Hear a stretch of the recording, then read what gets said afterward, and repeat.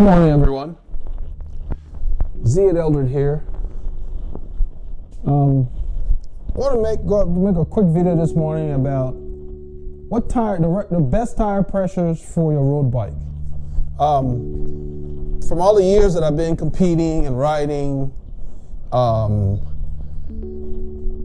learned that maximizing tire pressure just makes your ride uncomfortable.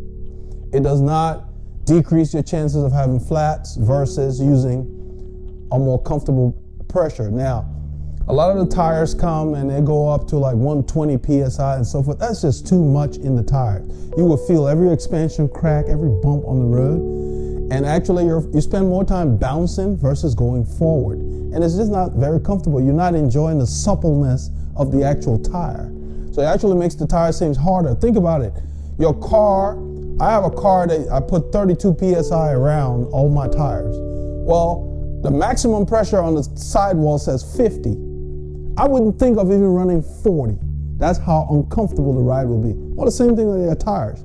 Some of the newer tires, like if you look at the Continental tires on the box, they have recommended pressures in there, which are more reasonable. Like the 25C, they have like 95.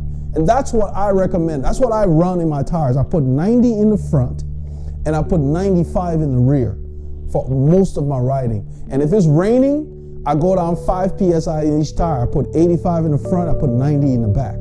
I don't have any more flats than anybody. Sometimes I'll go several seasons without having a flat. So, but the ride is so much more comfortable. You feel the tire actually, the casing you feel the suppleness of the casing. Your tire actually sings to you. It's just so much more comfortable with 90 in the front and 95 in the back.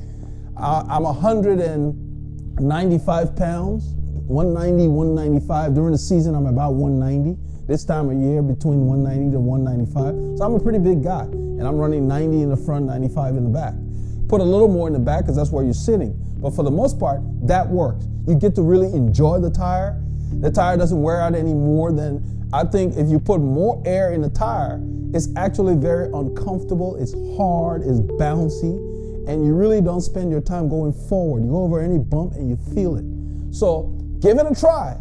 You know, have an open mind, give it a try on your next ride. Drop the air pressure, see what you think. Find whatever you think works for you. Some people run 100, 105 or whatever.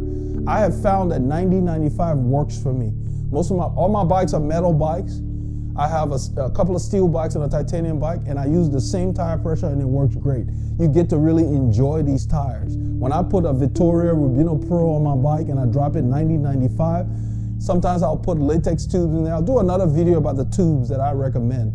But the bike just rides. You get to really experience the tire as it was designed to be. The suppleness of the casing comes through, and you really get to enjoy the pavement. So give it a try on your next ride. Get away from the 120 PSI. You don't need to be that high.